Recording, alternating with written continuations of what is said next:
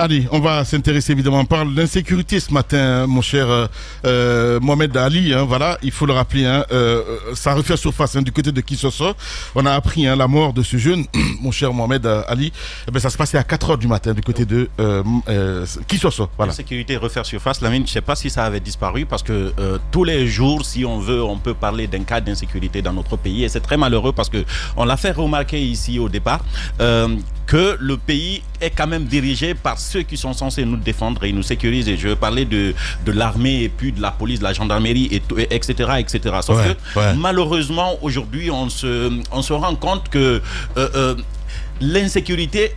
Tous les jours, ça monte d'un cran. Tous les jours, ça monte d'un cran. Et le pire, c'est que l'État semble n'être même pas au courant. Parce qu'après, on n'entend absolument rien, aucun communiqué, aucune action en justice. Même les enquêtes qu'on avait l'habitude d'annoncer, on ne les annonce plus. C'est à croire que le ministère de la Sécurité ne fonctionne plus. Et qu'il n'y a plus personne pour prendre des décisions fortes et appliquer les réformes. Moi, je suis rentré hier pourtant. Je suis rentré de l'intérieur du pays hier, j'ai trouvé, à mon fort étonnement, j'ai quand même vu des patrouilles de la gendarmerie qui essayaient de fouiller les coffres, et des patrouilles mobiles. Je me suis demandé pourquoi, en fait. Parce que pour moi, ça avait cessé d'exister. D'abord, avant, c'était les patrouilles mixtes. Mais hier, j'ai vu que les gendarmes sur l'autoroute. Je me suis demandé d'abord pourquoi. Mais à la fin, pour quelle fin, finalement, si ce n'est que dépenser de l'argent, parce que c'est des carburants qu'on met dans ces voitures-là. Parce que, à mon avis, ils n'arrivent à arrêter personne. En tout cas, on ne présente personne, on nous informe. Personne, on ne prévoit, on ne prédit, non pas prédire, mais on ne prévoit, il n'y a pas de prévention. Voilà. Il n'y a pas de prévention en amont. Voilà, je sais très bien le mot. Donc, il n'y a pas de prévention sur l'insécurité. Beaucoup de choses se passent entre 1 h et 4 h du matin.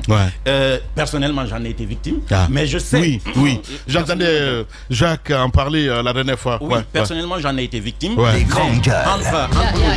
y a même l'un de nos journalistes, Joseph Faratengiano, qui venait à la radio, qui a été victime. Il a failli perdre la vie. On lui a retiré sa moto, tous ses instruments de travail, ordinateur et tout ce qu'il avait sur lui. Et il a fait près d'1 semaine alité à la maison. C'est ce matin qu'il a pu finalement reprendre du service. Il a eu la vie sauve parce que certainement c'était pas son jour, mais on lui a tout repéré. Il a lâché. Heureusement, il ne s'est pas opposé. Ils ont tout emporté, moto, ordinateur, tout ce qu'il avait sur lui.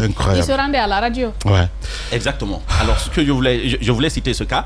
Avant moi, il y en avait énormément de cas, surtout dans notre quartier, parce qu'il faut que je rappelle ça, ce que je sais. Du côté de Kaporo, Koloma, etc. Avant, il y avait beaucoup de personnes qui étaient victimes. Mais même après, entre jeudi et aujourd'hui, j'ai appris au moins 4 cas. 4 cas où des bandits sont venus pénétrer les maisons et puis ils ont tout dérobé. La fois dernière, on me racontait une histoire, on a tout pris au monsieur et on lui a dit, plutôt à la dame, excusez-moi, on lui a fait asseoir dans son salon. Elle est restée là pendant plus d'1 heure en train d'observer parce qu'on lui a tout simplement dit si elle veut pas mourir, eh ben qu'elle ne bouge pas puisqu'elle s'était réveillée et puis elle a surpris les voleurs dans sa maison. Donc on l'a mis dans son salon, sur son fauteuil et puis elle est restée là plus d'1 heure et puis ils ont vidé toute sa maison. Ils sont partis parce qu'il n'y a pas de système de sécurité. Sinon, la police, la gendarmerie, l'autre jour j'étais en train de le dire. Normalement dans chaque quartier, il y a un commissariat et il y a une brigade de la grandes gueules. Ça devrait être leur rôle de pouvoir être réactifs sur des situations parce qu'ils sont censés connaître les habitants de leur quartier. Ils sont censés connaître les habitants de leur commune. Donc, dès que quelque chose se passe, ils doivent être informés en amont, mais ils doivent être capables aussi de mener des recherches après pour essayer de trouver. C'est les seuls qui sont habilités à avoir des indices dans les quartiers. C'est les seuls qui sont habilités à avoir des jeunes qui peuvent les informer, qui peuvent collaborer à trouver justement ces malfrats, je vais les appeler ça comme ça. C'est eux qui sont habilités à trouver les malfrats. Sauf que malheureusement, c'est pas le cas. Moi, je ne sais pas ce qui se passe. On est plus efficace à sortir tout le monde pour empêcher Pendessa et ceux qui veulent suivre son mode d'ordre de manifestation, à les empêcher. On est plus rapide, on est plus prompt à être sur. Mais comment expliquer aujourd'hui, mon cher Mohamed, je veux dire,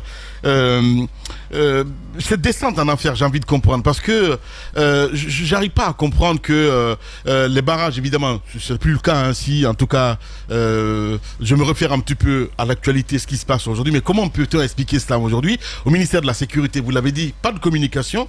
Qu'est-ce qui est fait? Comment peut-on expliquer ça aujourd'hui? Ils sont au courant, parce que moi j'ai l'impression. Ils sont au courant.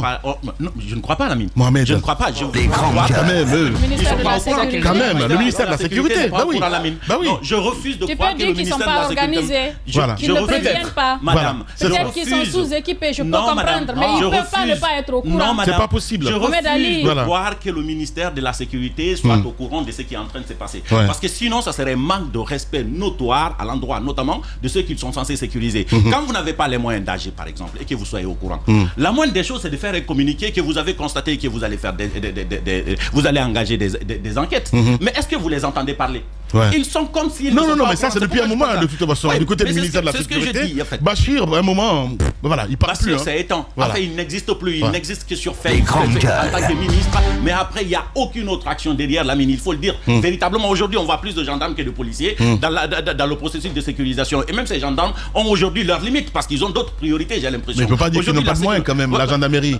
Ça, on le sait. Et la gendarmerie a les moyens. Mais la gendarmerie a d'autres priorités. On est en période de sécurité nationale. Donc la gendarmerie s'occupe un peu plus de la sécurité nationale que des sécurités individuelles dans les quartiers. La police de proximité, c'est la police qui détient. Elle n'existe pas.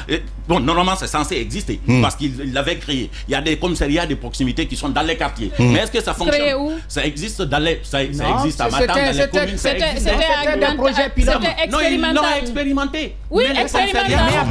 Ah, donc c'était à Matoto, Zérekoré notamment, ou quelques zones. C'était en phase expérimentale. Et puis après, ça n'a pas prospéré. C'était un projet pilote qui avait pris en compte, en charge quelques communes, dont Matoto, Zérekoré, je crois, Matam.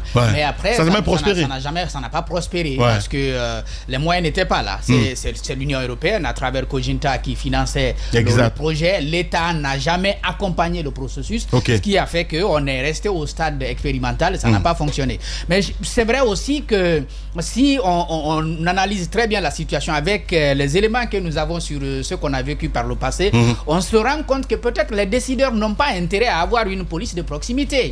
Quand on vous dit que souvent les hommes en tenue, soit ceux qui exercent dans l'armée ou au sein de la gendarmerie ou de la police, se sont rendus parfois complices des bandits. On a écouté quand même les bandits. Ils n'aimeraient pas avoir une police de proximité très efficace qui va développer l'information dans les quartiers. Parce que c'est ça son rôle, c'est de développer l'information pour que le citoyen soit en confiance et qu'il puisse dénoncer, n'est-ce pas, les bandits. Parce qu'il est convaincu que s'il dénonce un bandit, la police viendra l'arrêter et puis on arrêtera le crime dans ce quartier-ci.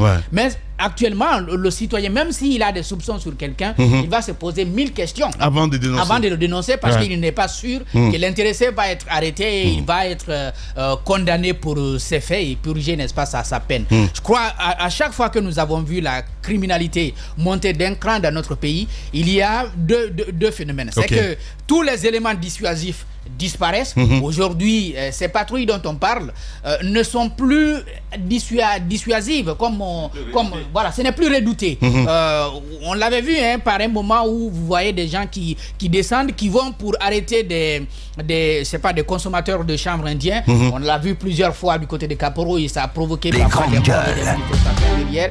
Mais que à cet endroit, alors qu'on sait par exemple que du côté de Koza, je ne vais pas nommer l'endroit ce matin, mais tout le monde sait qu'il y a un endroit, en tout cas du côté de Koza, où il y a parfois une complicité entre ceux qui sont censés lutter contre ce type de phénomène et ceux qui sont, n'est-ce pas, des acteurs. Et c'est développé, c'est observé. On va à un endroit précis parce qu'on a des informations pour aller négocier après et puis partir avec quelques individus qu'on va relâcher après. Donc, les éléments de dissuasion disparaissent et puis il y a la complicité qui renaît. Je vois. La peur des gendarmes n'est plus là, en fait. La peur des gendarmes n'est plus là, ce qui fait que dans les quartiers, malgré les efforts qu'on a pu constater avec l'avènement de ce régime militaire, notamment les routes qu'on a essayé de créer. Et donc ça, c'était censé réduire le phénomène.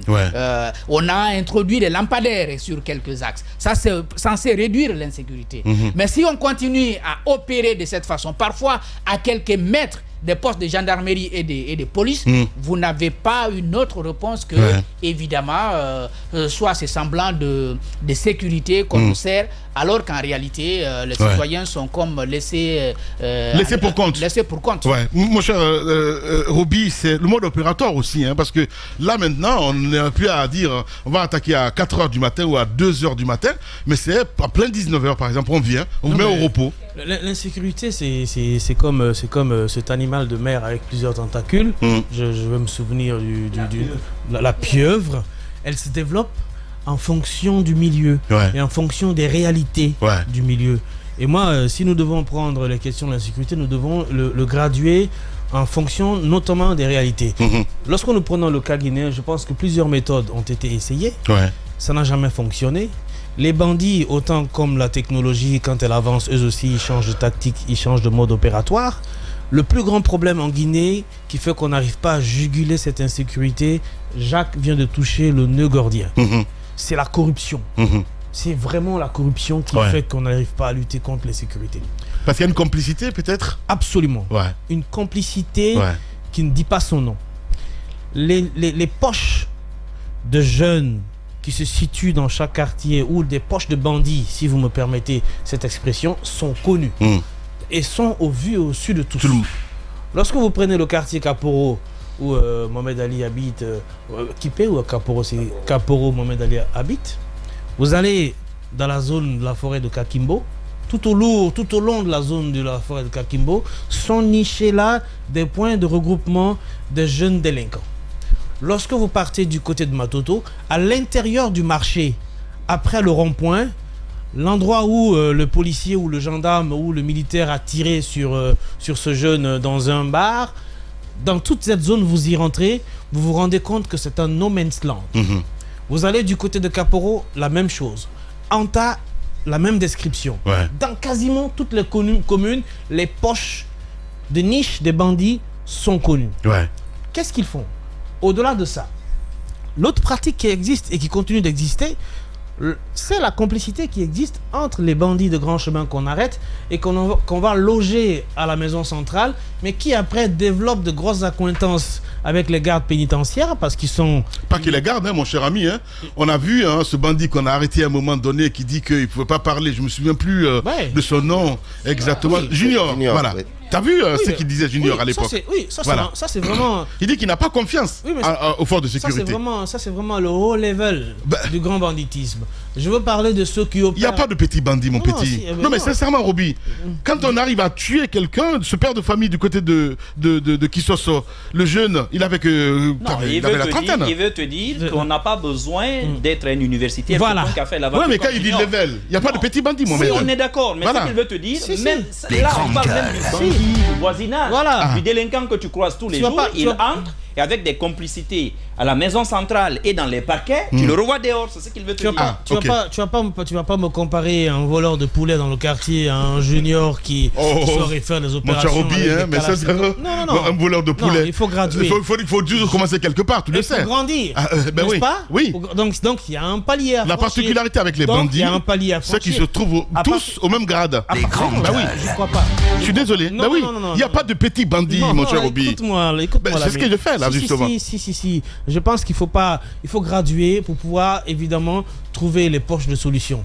À ce niveau-là, moi je pense que nous ne pouvons pas lutter efficacement contre cela tant que la corruption existe à grande échelle. Tant que les amitiés qui se sont développées entre forces de l'ordre, quand je dis forces de l'ordre, je n'accuse pas tout le monde, hein, entre certains policiers, certains gendarmes. Il y a les ripoux. Et les bandits. La solution qu'on nous a présentée ici à l'époque, c'était de créer un comité de jeunes qu'on appelait les jeunes indiques. Les jeunes indiques. Oui, oui, les indiques. Bah oui, je sais qu'il y a les indiques, mais à dire créer une association pour les indiques, mon cher Roby. Ça a été. Il faut oser quand même. Quand je dis créer une association, c'est qu'ils n'avaient pas de nom officiel. Bah oui, mais attends, ils se montent jamais. Comment ça eux mais je te dis, ils se montent jamais les indiques quand même, mon cher Roby. Quand tu me dis que créer une association par rapport à ça, mon cher Roby, là tu vois, il va droit dans le mur, sincèrement. Mais quand même quoi. Tu le perturbes quand même. Non, je le perturbe pas. Alors je me tue. C'est la difficulté aussi que rencontrent ces indiques. Tu te rappelles l'affaire Mamadi Kaba? Attends, Mohamed, tu te souviens? Mohamed, tous les gars on les a ramassés, y compris avec l'indique. Ils sont allés mettre l'indique en prison avec les gens qui ont été arrêtés pour trafic. Tu sais son problème. Mohamed, tu vas pas dire quand même que les indiques vont créer une association pour dire que nous sommes des indiques officiellement. Abisa découvert. Mais attends, quand même. Il y a des indiques même à Darfour. J'ai pas dit le contraire, ça je le savais. Je sais qu'il y a des indiques partout. Ça je le sais très bien. Tu sais quand toi tu reviens. Mais non, mais c'est pas ça. Non, attendez quand même. Tu dis les associations des indiques. C'est pas ce que tu as dit tout à l'heure. J'étais en train de m'expliquer. J'étais en train de m'expliquer. T'as l'impression de sortir de Boîte Boulogne, tu viens t'asseoir avec ton costard. Boîte Boulogne carrément. Non mais non, coupe son micro. Non, coupe son micro maintenant. Non mais Boîte Boulogne, il peut pas. Non mais quand même là. Ce que je veux dire. Et puis comment connais-tu le Boîte Boulogne toi? Incroyable. Mais voilà. Ce que je veux dire. Comment connais-tu le Boîte Boulogne toi? Non, tu vas répondre. Comment est-ce que tu as découvert le Boîte Boulogne? Je veux pas tout le temps en France, donc voilà. Ce que je veux dire. Ah non, retire ça s'il te plaît, mon cher Roby. Non, tu vas retirer. Ah mais non, Boîte Boulogne, tu sais ce que ça veut dire quand même. Boîte Boulogne, c'est ce que ça veut dire. Boîte Boulogne, c'est ce que ça veut dire quand même. Ça veut dire. Ça ne passe pas. Il sait pas du tout. Laissez-moi continuer. Non, ça peut pas passer. Retire ça s'il te plaît. Boîte Boulogne, Boîte Boulogne, ça ne doit pas passer. Roby. Non, ça peut pas passer. C'est ce que ça veut dire Boîte Boulogne quand même. Tu sais ce que ça veut dire? Je sais pas ce que ça veut dire. Ah, ben alors retire. Retire alors. Puisque je sais pas ce que ça veut dire. Retire, passe. Puisque je sais pas ce que ça veut dire. Alors tu me parleras pas, mais retire. Je le retire à le maintenant. Je le retire à le maintenant. Pour revenir, je le retire à le maintenant. Pour revenir un peu au sujet. Quand je dis association des indiques, c'est pas qu'ils sont allés prendre comment je vais dire un agrément. Un agrément. Ouais. Non. C'est pas ce que je veux dire. Ils se connaissent entre eux. Ils se connaissent entre eux. Mais non, Roby, c'est pas possible. Non. Écoute, c'est pas possible. Le principe des indiques, c'est l'anonymat. Ben voilà. Non, il y a que son correspondant au sein de la police. Qui vous a dit cela?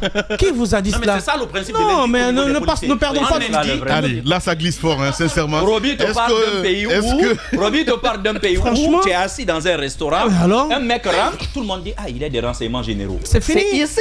Alors si le mec même des renseignements généraux est connu, tu comprends de quoi Roby te parle. Non, c'est ne perdons pas. C'est un pays cocasse. Ne perdons pas notre temps sur ça et laissez-moi expliquer ce que je veux dire.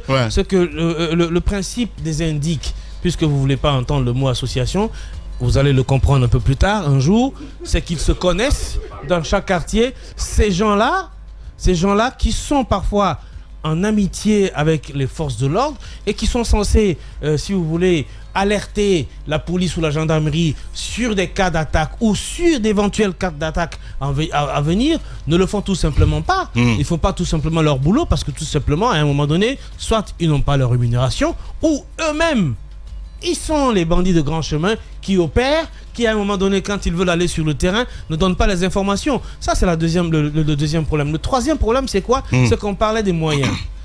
Les moyens. Vous êtes attaqué aujourd'hui. Vous n'avez aucun moyen d'avoir, dans les 10 minutes au maximum, la police chez vous. Alors que les bandits... Il n'y a même pas d'essence. On a vu le cas Tamba, quand Tamba a été attaqué, on l'a assassiné. Tu parles d'essence. Voilà. Tu parles d'essence, ça c'est encore plus... Dans les 10 minutes, tu n'as pas la chance d'avoir les forces de sécurité chez toi. Et donc, les bandits, en 5 minutes, ils ont fait leur opération et ils sont partis. Et ce qui est clair, c'est que parfois, dans plusieurs des cas qu'on a remarqué, c'est que parmi les bandits, il y a toujours un qui semble bien connaître votre logement, qui semble bien connaître les membres de votre famille, qui semble bien maîtriser le plan de la maison. C'est imprégné de tout. Votre mouvement dans le quartier, qu'est-ce que vous faites? L'environnement et tout. Voilà. Donc, on est dans un système... Ça, c'est des tueurs à gages, mon cher ami. On est au-delà de ça. Voilà, oui, c'est des tueurs à gages. Je suis désolé. On est dans un système où la question sécurité n'a pas encore été une question... Mais pourquoi le ministère de la Sécurité ne se bouge pas, Roby? C'est la grosse question. Il faut vous poser la question de savoir à quoi ça sert le ministère de la Sécurité chez nous, avant de dire pourquoi le ministère de la Sécurité ne mais pas. Autant de bafouer quand même, il y avait une communication, mais non, pas de nous dire, mon cher ami. Si je pose la question, oui, et pourquoi justement? Alors, réponse de Roby. À quoi ça nous sert? Ça nous sert à réprimer des manifestations, hein? Ça nous sert peut-être, je ne sais pas quoi, à faire une espèce de dissuasion qui ne marche pas. Ça nous sert à être budgétivore tout simplement. C'est tout. Ça nous sert à faire semblant d'existence d'une institution en Guinée, mais dans la réalité sur le terrain, le Guinéen n'est pas et n'a jamais été en sécurité. C'est propre pour tous les pays, mais chez nous c'est un cas particulier parce qu'on ne peut pas quand même. Il y a des efforts quand même, Roby. C'est trop dit. Au niveau de les efforts, non, quand tu parles comme ça, c'est comme s'il n'y a pas. En fait, c'est sécurité zéro. En fait, il n'y a pas la sécurité zéro n'existe pas. Ça, c'est nulle part. Tu as juste envie de prendre la parole parce que c'est ce que j'étais en train de dire. Même dans des pays, même chez des autocrates, la sécurité zéro n'existe pas. C'est ce que j'étais en train de te dire. Voilà. C'est ce que j'étais en train de te dire. Je te disais. Non, ne dis pas comme ça. Les Guinéens ne se sentent pas en sécurité. L'insécurité, c'est à plusieurs niveaux. C'est vrai, ce dont tu parles, mais il y a un minimum de sécurité. Oui, il y a des failles. Moi, je veux bien qu'on les indexe, je veux bien qu'on les dénonce. Je veux bien qu'on dénonce l'incurie de ce département. Parce que moi, je me dis, il y a des ministres dans ce gouvernement. Honnêtement, ils sont là pour les beaux yeux juste du général Mamadi. Parce que sinon, sur le terrain, je ne vois pas trop leur impact. D'accord, je ne peux pas comprendre que sous un régime militaire, justement, surtout qui casse tout comme ça, qui brise tout sur son passage, que les braquages continuent. Là, je suis d'accord avec toi. Allez-y, Roby. Laisse-moi continuer. Allez-y, Roby. Vous vous transportez dans d'autres pays. Je ne vais pas mettre à citer les pays, il y en a plusieurs. Où vous êtes regroupés en bande d'amis, en train de peut-être faire une fête autour d'un shawarma ou autour d'une cuisse de poulet, pour ne pas parler de champagne. Vous voyez, vous retrouvez, vous voyez autour de vous Daouda Turi. Vous voyez autour de vous, parce que j'ai parlé de champagne. J'ai souri. D'accord. Vous voyez autour de vous la police. Vous êtes rassurés. La fête continue. D'accord. Vous vous dites, ah ben d'accord, ici, on peut quand même être sûr qu'on peut faire... Non, je finis, je ne suis plus long. Qu'on peut bien faire notre fête. En Guinée, vous êtes assis quelque part, les pick-up de police débarquent, vous prenez vos jambes à votre cou. Vous êtes plus effrayé que d'être rassuré. C'est ça la réalité, c'est de ça dont je parle. De l'insécurité, je le disais tantôt, pour ceux qui nous rejoignent, voilà, du côté de Kisoso, ce jeune qui est parti à jamais. C'est terrible. Ce qui inquiète Lamine, c'est le fait que ce soit en période de transition et que ce soit des hommes en uniforme qui dirigent le pays, qu'on vive cette recrudescence et qu'on tue des gens banalement parce que justement, Mohamed Ali le disait, et quelquefois vous avez des opérations qui se font à quelques encablures d'un commissariat de police ou bien d'une gendarmerie, quel que soit ce que vous faites, il n'y a pas d'intervention dans l'immédiat. Moi, c'est là que je me pose des questions. Qu'est-ce qui se passe? Est-ce que quelquefois, il y a complicité entre ces agents et ceux qui viennent intervenir? C'est la question que je me pose. D'autres fois, qu'est-ce que les gens vous disent? C'est qu'ils ne sont pas suffisamment équipés, soit ils n'ont pas de carburant, ils n'ont pas ceci, ils n'ont pas cela. Et je me dis que ça, c'est vraiment une sorte de démission pour une structure comme le ministère de la Sécurité, parce que votre rôle régalien, justement, le rôle que vous devriez jouer, c'est de protéger ces populations-là. Sinon, je me demande à quoi ça sert. Parce que Roby posait la question tout à l'heure, à quoi ça sert chez nous, un département de la sécurité? C'est la question à se poser. Parce que si vous vous rappelez, il y a quelques années en arrière, on a fait ce constat du côté de Kindi avec la rédaction de Radio Espace Kania. Vous aviez un détenu dangereux qui, depuis la cellule, planifiait des opérations sur le terrain. Et cela continue. On a vécu une situation à un moment donné, vous avez des gens qui sortent des différents centres de détention pour aller faire des opérations et revenir tranquillement comme si de rien n'était. Qu'est-ce qui se passe? En fait, on a l'impression que c'est une sorte de mafia qui est en train de gagner le pays. je veux dire, les malfaiteurs sont en train de gagner le pays. C'est comme si c'est des ramifications qui se font. C'est un réseau qui réussit, par exemple, à avoir ces tentacules au niveau de quand vous prenez l'administration pénitentiaire, vous avez une tentacule là. Quand vous prenez certains services de police, de gendarmerie, ils ont les leurs à ce niveau. Et à tous les niveaux, ils sont représentés. Ce qui fait que même quand ils interviennent, quelquefois, pour aller leur mettre le grappin dessus sur le terrain, c'est des problèmes. Et l'autre danger, c'est quoi? C'est que quelquefois, vous avez des hommes qui viennent en uniforme, en tenue militaire. Est-ce que cela ne devrait pas susciter une certaine réaction au niveau justement de ces services de sécurité-là? Parce que c'est des gens qui portent leur tenue pour venir. Soit c'est eux, soit c'est des gens qui se font passer pour eux. Mais le problème, c'est qu'ils interviennent avec des armes lourdes, quelquefois. Des armes, des kalash. À un moment donné, vous avez vu on a vu une dizaine de personnes faire une attaque dans des familles. Tel que ce qui s'est passé du côté de... non loin de la maison de Lucien Nifal du côté de Kobaya. C'est une dizaine de personnes qui a fait une attaque au sein d'une famille. Ils ont débarqué avec des armes, des kalash et tout ce que vous pouvez imaginer pour faire une opération. L'insécurité, elle a atteint un tel niveau dans ce pays. En fait, vous dites que bon, je fais avec parce que je ne peux pas faire autrement. De toutes les façons, c'est mon pays. Il faut que je vive ici. Il faut que je fasse avec. Parce que tout le monde ne peut pas fuir. Comme on le dit, les gens disent qu'ils quittent le pays parce qu'ils sont désespérés. Mais quoi que vous fassiez, c'est votre pays. Et je pense que les autorités ne devraient pas être fières de ce qu'on est en train de vivre aujourd'hui. Qu'à tout bout de champ, que des gens se fassent attaquer et que l'État ne puisse rien faire. Sinon, on a quand même réussi des coups, il faut le rappeler à un moment donné. Je veux rappeler de l'histoire de El Hadj Doura qui a été enlevé. Vous vous rappelez ce qui s'est passé? Je veux dire, l'opération qui a été mise en place, le suivi qui a été fait jusqu'en Guinée-Bissau à l'époque par l'équipe de Général Baldé, on a réussi à mettre le grappin sur les auteurs de ce crime et le procès, je pense, il vient de s'achever. Mais des opérations comme ça, c'est possible. C'est ça le rôle régalien des agents des services de sécurité.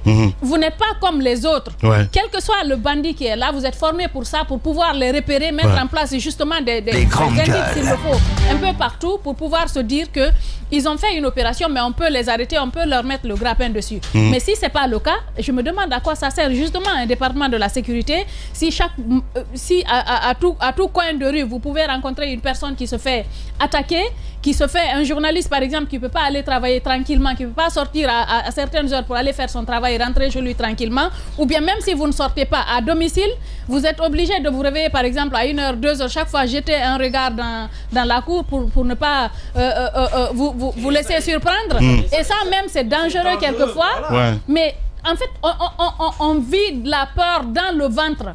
La peur dans le ventre, côté sécurité par rapport aux bandits, et côté, je veux dire, ce qu'on est en train de vivre avec le gouvernement actuel, côté insécurité. Quand vous prenez par exemple sur notre vie simple, notre travail, on n'est pas en sécurité, notre vie à la maison, on n'est pas en sécurité. C'est quoi la situation qu'on vit en ce moment en Guinée? Terrible. C'est terrible. Je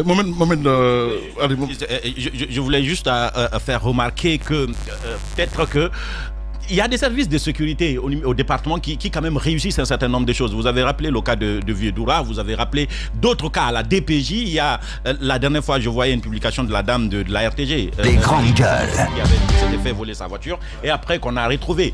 Peut-être je dirais pas à quoi ça sert un département de sécurité. Je pense qu'il y a un problème de management. Deux, il y a des services qui ne fonctionnent pas. Aujourd'hui, le problème, c'est la sécurité de proximité, la mine en fait. Le citoyen lambda comme moi, comme ceux qui n'ont pas les moyens d'avoir un policier devant leur porte, c'est eux qui payent le plus. Ce sont des commerçants du côté de Madina, surtout à l'intérieur du pays, du côté de Kankan, Seguiri, etc. Ceux qui font les transferts Orange Money à Koza, ils viennent en plein jour et puis... À Seguiri, c'est pratiquement au quotidien, hein, les attaques. Ça se passe au quotidien. Donc, du coup, je pense qu'au niveau du département, il y a d'abord un problème de management. C'est pas qu'il n'y a pas de service compétent. Alors, Mara a posé la question à savoir pourquoi est-ce que c'est en ce moment où nous sommes dirigés par des militaires. Moi, je peux bien comprendre. Parce que moi je peux comprendre. Je peux comprendre qu'on privilégie les militaires et puis les gendarmes en termes d'équipement, en termes de traitement, etc. Les policiers sont relégués de l'autre côté, ils ne sont pas du tout considérés. Tout simplement, j'ai envie de dire, bah, ça se passe. Ce n'est pas une excuse. Non, ce n'est pas une excuse. Non, c'est une excuse. Non. Ce n'est pas une alors tu m'as mal lu. C'est une excuse. Mon ami, quand il s'agit de mater les manifestations. Allez, on va l'écouter, il va aller jusqu'au bout. Pardon, mais on va poser la question. C'est trop parler sur la question. C'est trop gros ça. Quand il s'agit de s'en prendre aux manifestants, les grands gueules. Est-ce que tu t'es rendu compte que peut-être on a réduit le rôle de la police qu'à ça? Malheureusement, dans notre pays, ils ne sont pas méprisés. La police est un maillon essentiel de cette transition. Je t'explique. Non, mais va voir leur budget. Aujourd'hui, va voir leur budget. Il finit. Pardon, Mohamed. Bon, il finit, pardon. Voilà, allez-y. On a donné un seul rôle à la police aujourd'hui. Mais les gendarmes ne sont pas non plus retirés de la lutte contre l'insécurité dans le centre urbain. Le problème, c'est qu'aujourd'hui, j'ai l'impression qu'à un moment donné, on donne plus de moyens aux gendarmes pour jouer le rôle des policiers, la mine. C'est ce que je pense aujourd'hui. Vous partez... La gendarmerie, c'est les zones rurales. Normalement. Voilà. Aujourd'hui, par exemple, la mine, laissez-moi placer ici parce que c'est très important. Dans les quartiers, aujourd'hui, vous êtes victime de vol. Vous êtes plus rapide à aller à la brigade de recherche. On ne traque pas les bandits avec les mambas, Mohamed Mara. C'est pas moi, c'est les citoyens qui le constatent. Partez dans le... Si c'est un problème de crédibilité. Aujourd'hui, la gendarmerie, c'est un problème de crédibilité. La gendarmerie semble être plus efficace. Merci beaucoup. La police n'a pas les moyens sinon que arrêter les manifestations. Merci beaucoup. Allez-y, Mohamed Mara. Ils n'ont pas les moyens financiers, mais aussi ils n'ont pas le bon management. C'est une fausse excuse. Pardon, allez-y. C'est ce que je suis en train de dire. Sinon, à la DPJ, quand même, ils réussissent un certain nombre de choses et ce n'est pas une fausse excuse. Voilà, merci beaucoup. Allez-y, Mohamed Mara. Thomas, j'étais d'accord avec toi sur le premier pan de ton discours, mais là, nous dire qu'ils ne sont pas équipés, ils n'ont pas de moyens, je suis pas d'accord. Tu connaissais leur budget? Ils ne sont pas équipés parfois. La loi des finances initiales est là. Vous connaissez leur budget? La loi des finances comparée à la police. Oui, la loi des finances comparée à la gendarmerie. La loi des finances initiales est là 2024, tu peux voir. C'est ce que je vous dis. C'est là. Dites-le parce que non. Allez-y, Mohamed Mara. Excuse-moi, tu n'as pas compris. Voilà. Le budget de la gendarmerie est logé au ministère de la Défense. Ils n'ont pas une ligne budgétaire à part, il ne faut pas l'oublier. Il y a le premier budget, le premier plus gros budget de notre budget. Vrai ou faux? Alors là, tu n'as rien compris. Alors là aussi, non, je vais te décevoir. C'est pas possible. Si tu m'écoutes, je vais te décevoir tout de suite. Je t'écoute. Voilà. Regarde le budget alors de l'armée cette année. Il est gros. Mais près de 85% de ce budget, tu sais, ça va où? Dans les dépenses de personnel. Bien. On te dit qu'il n'y a que 7% en investissement. Ça voudrait dire que les gendarmes sont mieux traités que les policiers. Et tout, ils sont mieux entretenus que les policiers. Mohamed, s'il te plaît, Tu oublies que la gendarmerie n'est pas seule. Mais la gendarmerie, non, la gendarmerie n'est pas seule à la défense. Non, mais attendez. Non. Rien qu'à vous rendre dans la gendarmerie, c'est un petit groupe dans le ministère de la Défense. Alors que le ministère de la Sécurité ne gère que les policiers. Je dirais même insignifiant de l'armée. Voilà. L'armée, c'est des milliers de personnes. C'est un tout petit groupe par rapport au reste de l'armée. Merci, Jacques. Maintenant, on te dit qu'eux, ils sont logés là-bas. Leur budget est logé à la défense. Et voilà. Alors que le ministère... Ils ont un plus gros budget. Tu passes pas à l'antenne. Est-ce que je peux? Est-ce que tu écoutes? C'est pas vrai. Voilà, allez-y. Ce n'est pas vrai. La gendarmerie... Non, mais attends. Si tu fais ça, on va faire du fact-checking tout à l'heure pendant la pause. Tu peux le faire. Attends. On va ouvrir ici pendant la pause, puisque le budget il est disponible en ligne. On va l'éplucher ensemble et à la reprise on reviendra. Mais tu vas être déçu. L'armée, regarde bien, je te dis, c'est plus de 80%, près de 85% du budget, c'est alloué à quoi? Aux dépenses personnelles. 7% seulement en investissement, ça te dit rien? Et le personnel, c'est la gendarmerie. Je ne vais même pas aller là-dessus. Il va encore. Allez, on va se calmer. Les gars. Voilà.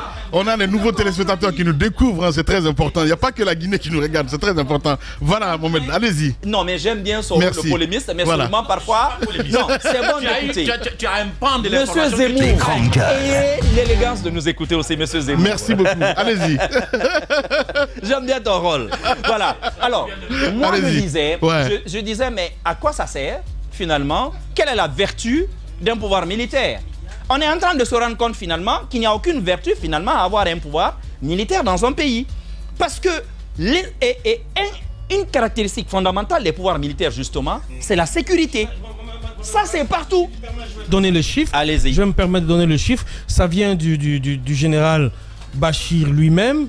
Le budget initial de la police qui était initialement prévu devant le CNT était de 1077. Attention, c'est parti, Madame Miro, c'est ça le vrai. Enlève tes yeux sur Allez-y. 1077. Je suis confronté au chiffre, vas-y.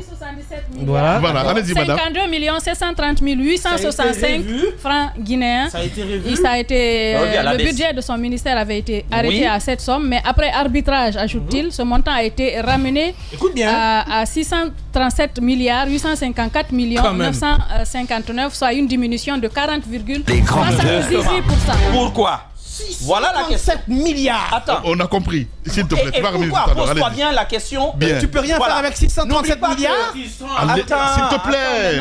Voilà, allez-y, Mohamed. Allez-y, Mara. Si tu regardes l'exercice budgétaire précédent, tu vas te rendre compte que l'année dernière, la police a été énormément équipée.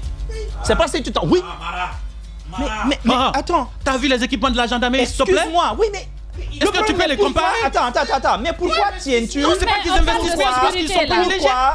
Mais ça va pas commencer aujourd'hui. Mohamed, la question n'est pas là-bas. Pourquoi tiens-tu à cette comparaison? Mon problème n'est pas là-bas. Mon problème, il est où? Est-ce que la police a des moyens pour la mission qui lui est assignée? Le fait justement qu'on rabote de cette manière leur budget est la preuve que le chef de l'exécutif lui-même ne fait pas confiance à la manière dont l'argent est utilisé par ce département.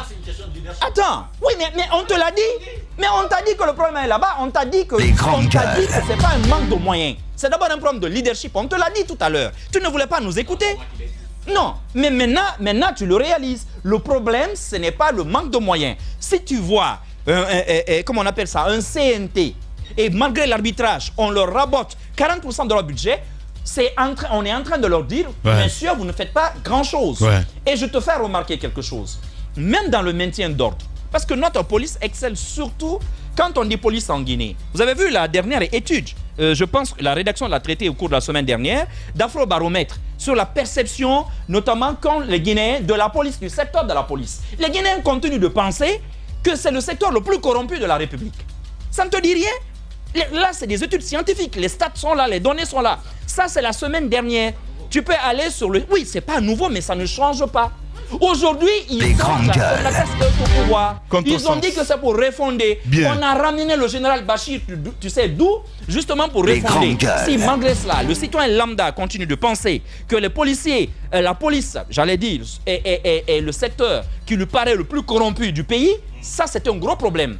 Et qu'on leur rabote justement 40% du budget prévisionnel, ça veut dire que même au niveau de la représentation du peuple, donc au CNT, on ne leur fait pas confiance quant à lui. Ce qu'il faut ajouter, c'est qu'ils ne sont pas les seuls. Beaucoup de départements, on a parlé du ministère de la Santé, on a parlé des ministères de l'Éducation. Oui, mais dans cette proportion, on les a rabotés. Oui, donc c'est une question, chaque année. Une question générale. Mais la police, ce qu'on veut te dire, la police, tu nous ramènes en arrière. Ce qu'on veut te dire, alors tu viens de le faire. Est-ce pour autant que ces départements ne font pas leur job? Est-ce pour autant qu'ils ne doivent pas faire leur job? Est-ce pour autant qu'ils ne doivent pas faire leur job? Non, ils doivent faire leur job.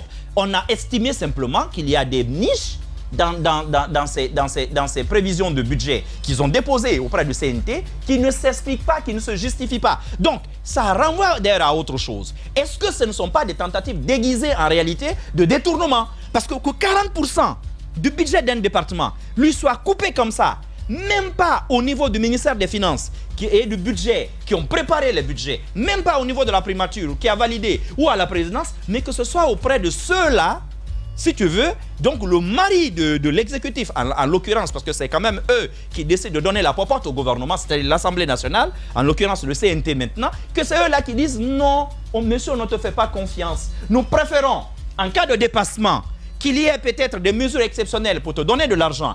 Et en ce moment-là, vous reviendrez pendant le vote de la loi rectificative des finances. Nous préférons valider cela en ce moment, mais au départ, on ne te donne pas. Ça ne te donne pas à réfléchir. Au même moment, ils sont zélés quand il faut réprimer des manifestants. Au même moment. Pas les seuls, hein? Oui, attends, mais je parle quand on parle du service de sécurité. Ils sont pas les seuls. En fait, si tu me laissais placer. Quand on te dit service de sécurité, non, on t'a écouté. Quand on te dit service de sécurité, ce n'est pas que la police, c'est aussi la gendarmerie. N'oublie pas que même dans le maintien d'ordre, la gendarmerie vient en second degré. Et ça, c'est la loi sur le maintien d'ordre qui le dit. Ils viennent en second degré. C'est-à-dire que quand la police est dépassée, on leur fait appel.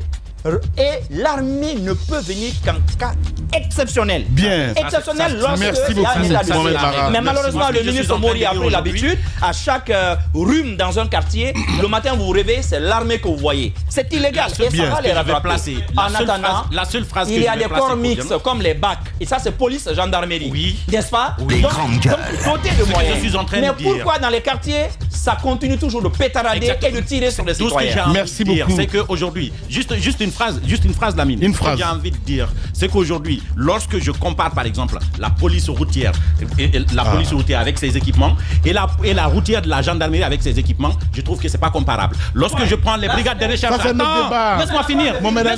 Non, Lamine, c'est là. On parle d'équipements et des moyens. Non, aujourd'hui. On parle d'insécurité, Mohamed Ali. Oui, c'est le sujet. L'insécurité, ceux qui sont chargés d'avoir. Ce que j'essaye d'expliquer, en fait, c'est qu'aujourd'hui, la gendarmerie a plus de privilèges que la police. Non, ça c'est connu. Ça c'est connu, c'est pas un débat. Ils n'ont pas les moyens. Comment est-ce qu'ils vont faire? C'est pas un débat, Mohamed Ali. Non, c'est pas un débat. Vous ne voulez pas entendre que la police.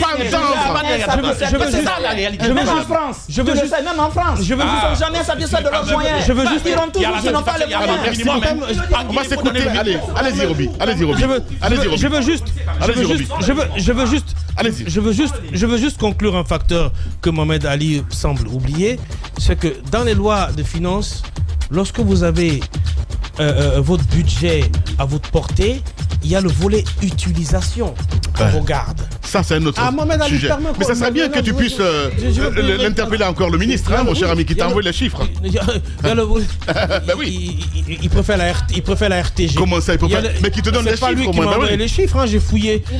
Voilà. Non, mais... Voilà. Et en plus, il y a le volet utilisation. Lorsqu'à la fin de l'année budgétaire, on regarde vos budgets et les lignes selon lesquelles vous devriez utiliser vos budgets et on trouve qu'il n'y a pas correspondance entre ce que vous avez déclaré et cette cohérence entre ce que vous avez déclaré et ce que vous avez utilisé, il est bien évidemment que votre prochain budget sera raboté au CNT. Deuxième des choses, quand on dit que la gendarmerie est mieux équipée que la police, ça se voit sur le terrain, ça c'est une question d'utilisation du budget qu'on vous a octroyé. Merci, que la Roby. Police me dise que mais chacun justifie de toute façon. Merci, Roby. Que la police Allez, aujourd'hui, ça ne date pas d'aujourd'hui. Ça ne date pas de Bala Samoura. Ça ne date pas de Bala Samoura. La performance de la gendarmerie, les questions de formation, les questions d'équipement de la gendarmerie. Oui, mais il relève d'un ministère. Voilà. Il relève d'un ministère. Donc, il faut comprendre. Il veut pas comprendre.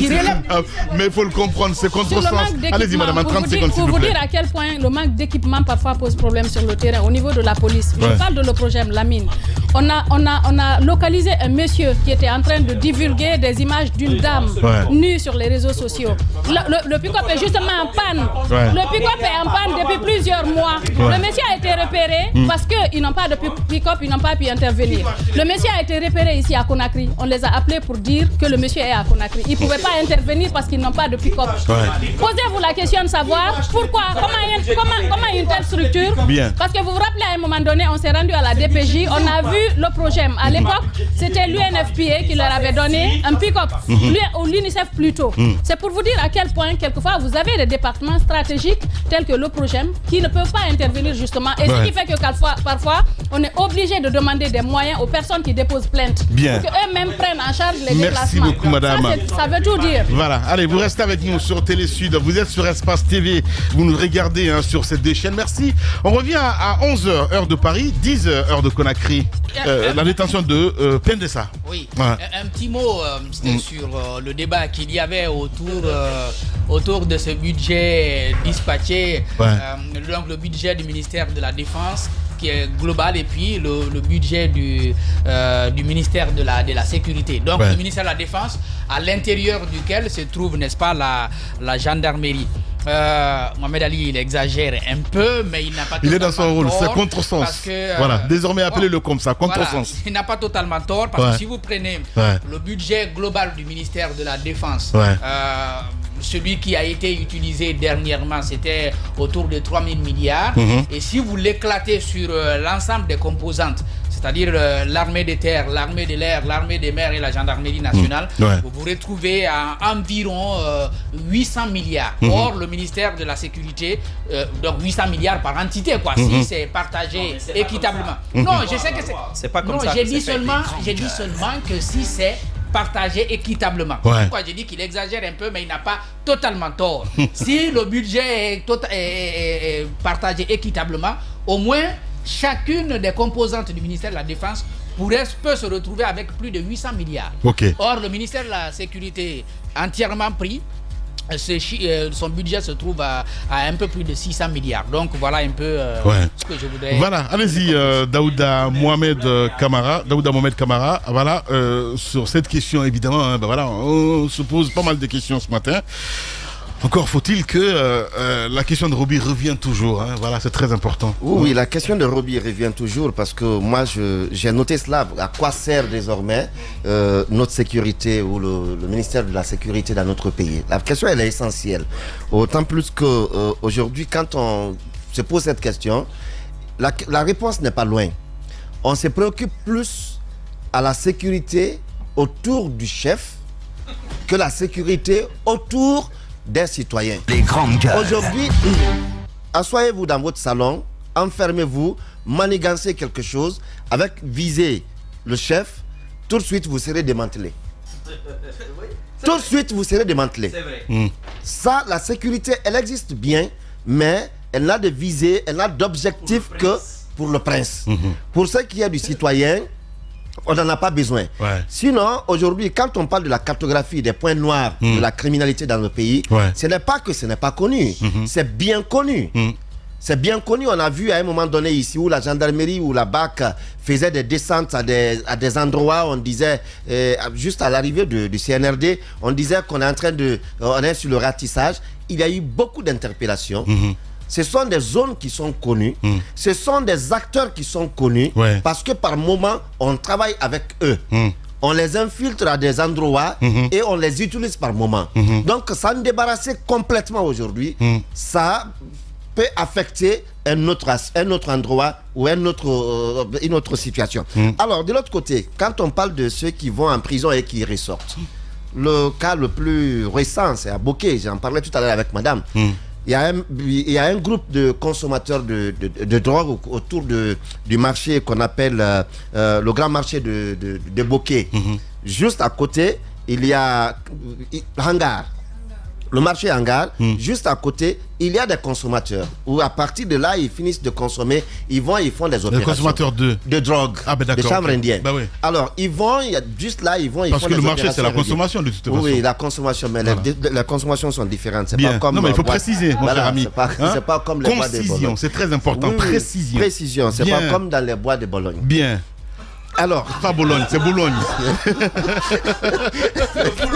Les grandes gueules. C'est pas comme dans les bois de Boulogne. Non, mais c'est un habitué des bois de Boulogne, en fait, Roby. Hein, voilà. Pour ceux qui nous regardent, savent un petit peu c'est quoi exactement. Qu'est-ce qui se passe?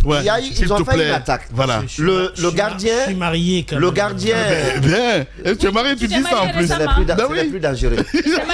Alors, le gars, il vient. Roby, s'il te plaît. Les gars, ils viennent, ils font une opération. Dans le marché. Les gars, ils viennent dans le marché. Dans le marché, ils font l'opération. Oui. Et il y a le gardien qui les a reconnus.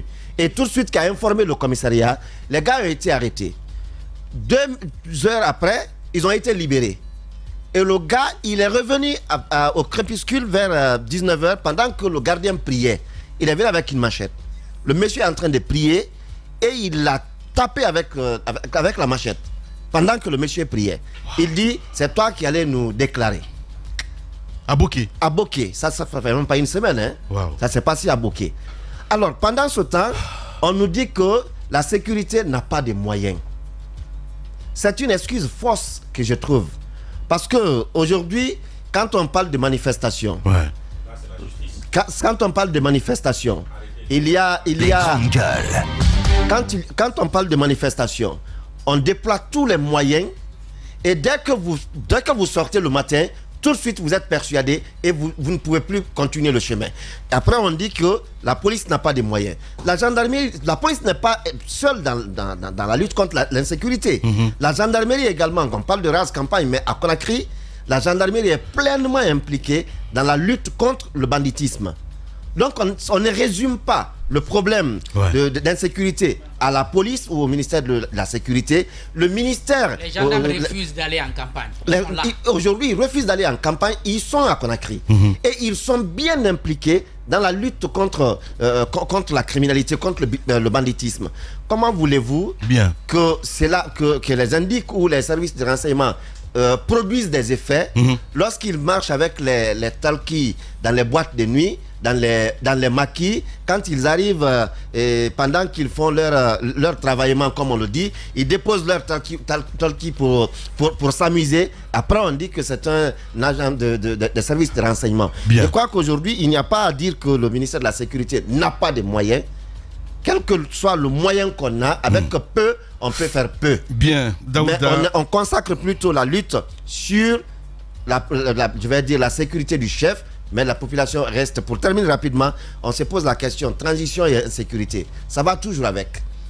C'est pendant cette transition, qu'on voit beaucoup plus de véhicules non immatriculés, vitres teintées, qui sont dans les circulations. Et qu'est-ce que ça renvoie comme message? Ouais. Prenez aujourd'hui la ruelle qui quitte l'aéroport, par exemple, pour au-dessus de la loi. C'est ce qui s'est dit. Alors, prenez la ruelle. Bien. Prenez la ruelle qui quitte l'aéroport pour le camp Alpha Yaya. Ouais. Vous rencontrerez plus de véhicules non immatriculés, mais à bord, ce sont des militaires. Avec les vitres teintées. Bien. Et on pense qu'ils sont au-dessus de la loi, on ne doit pas les contrôler, alors que cela est interdit. Bien sûr que oui. Daouda Mohamed Kamara, et pour clore, pour clore, l'agglomération aussi compte beaucoup. L'agglomération est un facteur d'insécurité énorme. Parce que lorsque nous prenons les pays où les policiers sont les plus équipés au monde, pour ne pas citer les États-Unis, cela ne fait pas en sorte que l'insécurité n'existe pas. Et ça aussi, l'autre question que je voudrais aussi soulever pour terminer, c'est que le désenclavement des quartiers, certes, sert à diminuer l'insécurité entre guillemets, mais ça sert aussi aux bandits d'avoir des modes opératoires beaucoup plus rapides, extrêmement plus rapides. Je me suis rendu compte que derrière les 2 tours de Kakimbo à Bambeto, que c'était vraiment une niche d'insécurité et ça existe encore là-bas. Lorsqu'on a commencé l'échangeur de Bambeto, ils ont créé la déviation pour passer par là-bas. Lorsque vous y allez, vous vous rendrez compte que là-bas, quand ça ne passait pas, c'était vraiment un coin extrêmement dangereux. Bien. Donc, voyez-vous, voilà. L'un dans l'autre, je veux dire que le désenclavement participe à fluidifier les moyens de dissuasion au niveau insécuritaire, mais aussi ça sert à rendre performants les opérations menées par les bandits. Mais pour conclure et pour terminer, pour mieux lutter efficacement contre l'insécurité, certes les moyens, d'accord, la formation des policiers, bien sûr, mais la corruption, l'accointance entre on peut faire bandits, 3 heures d'émission sur ça, parce que le milieu est l'amitié qui existe entre bandits et agents de sécurité favorise la sécurité, parce qu'à Bambeto, j'ai vu plusieurs cas où des policiers sont assis en train de fumer le joint avec les bandits. Ben oui. Et bien. Mais Lamine. Oui, Lamine. Les policiers. Oui. La police de proximité. À ton avis, ça n'a pas fait long feu. Comment tu veux alors? On connaît dans les quartiers des policiers et c'est eux qui savent qui sont les vendeurs, qui sont les vendeurs de ganja dans les quartiers. Ils fument avec les jeunes. Koza, Lambagny, tout ça, c'est cool. En bordure de mer. Alors, qu'est-ce que tu veux? Ouais, bien, je comprends mieux. Voilà.